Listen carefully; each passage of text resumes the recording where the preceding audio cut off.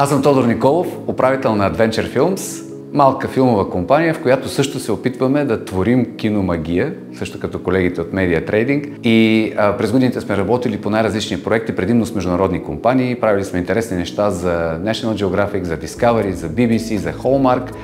Но освен тези проекти, много често имаме нужда от създаване на локално съдържание и обслужване на различни по мащаб събития.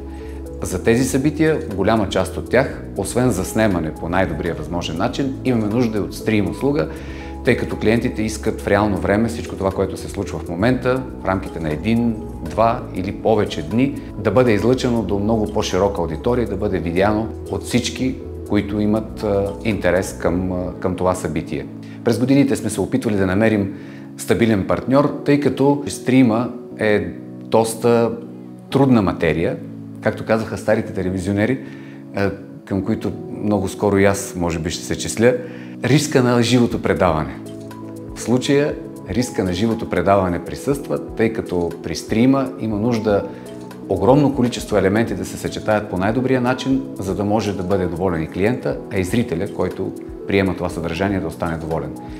При работата ни с Media Trading сме успели да стигнем до такъв резултат, в който рискът от живото предаване е минимизиран, дори отсъства и резултата е на лице.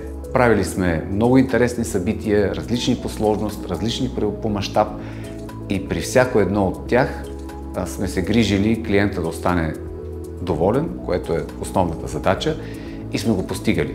Разбира се, винаги може да има изненади, но при нашата работа до момента тези изненади са били по-скоро позитивни, отколкото негативни. Всяко едно събитие има нужда от отделен подход, тъй като всеки един клиент е различен и държи на своята корпоративна индивидуалност. Създаването на анимирани заставки, подход като вграждане на картина в картина и създаването на усещане за диалог по време на събитието е нещо, което изключително много подпомага зрителя в неговото изживяване. Всичко това сме го правили няколко пъти и винаги аз като поръчител на тази услуга, а и крайният клиент и зрителя са оставали изключително доволни, защото това превръща събитието едно мащабно изживяване за зрителите, а не просто в конференция, на която те присъстват и получават някаква информация. Освен видеозаснемането и стрима, разбира се, това, от което всяко едно събитие има нужда, е фотограф, тъй като фотографиите са нещо, което остават във времето и което може да даде идентичност на едно събитие.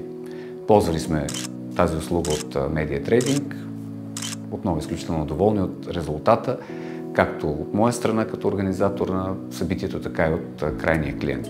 Много са добри колегите, не го казвам само защото сме колеги, а защото сме станали приятели по време на съвместната работа, тъй като всяко едно събитие, всяко едно приключение създава екипност. Препоръчвам ги, няма да ви подведат, ще ви помогнат и ще направят нещата така, че да се случат по най-добрия начин за вас. И ако сме свършили, да ви питам дали сте свободни, защото имаме още една дата. Пристигнаха вчера запитванията.